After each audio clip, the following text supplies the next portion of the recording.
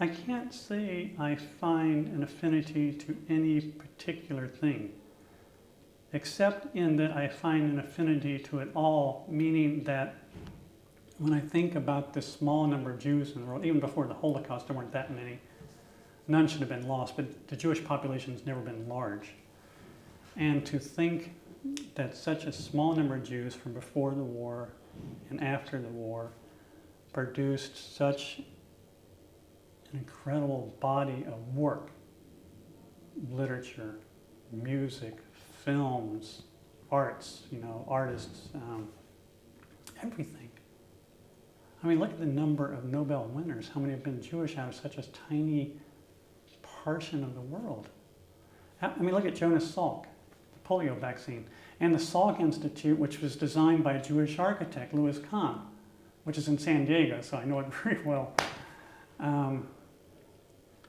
To think how much such a small number of people have given to the world, and they didn't do these things for themselves. Jonas Salk didn't perfect the polio vaccine just for Jews.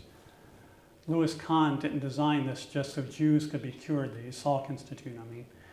They did this knowing, or at least hoping, that the world would benefit, and the world has benefited through the amazing literature of people like Amos Oz, for example,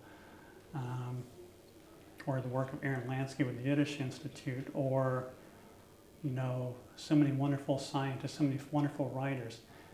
Frankly, I'm a big fan of Kiss. I like Kiss. I like the Beastie Boys.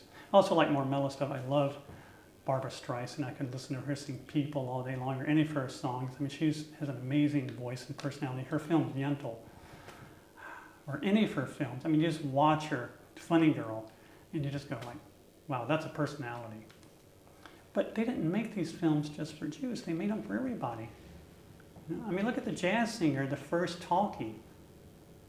It would not have become the most successful box office film of its time if only the Jews went to see the film. But it was an incredibly Jewish theme. I mean, that was probably the most Jewish film ever put out. That was a success. And that thing was a huge success at the time. It wiped out the silent films. It just said, okay, here we are, these are talkies, that's the way it's going to be.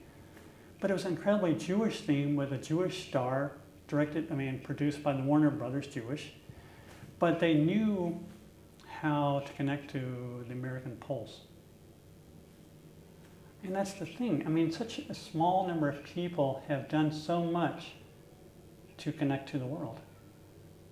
And that's the other thing about the library, all these different types of material in there. Jews don't write just about Jews. They don't sing just about Jews. They write and sing and do films about everybody. And that's the point. This is not a library of Jewish culture.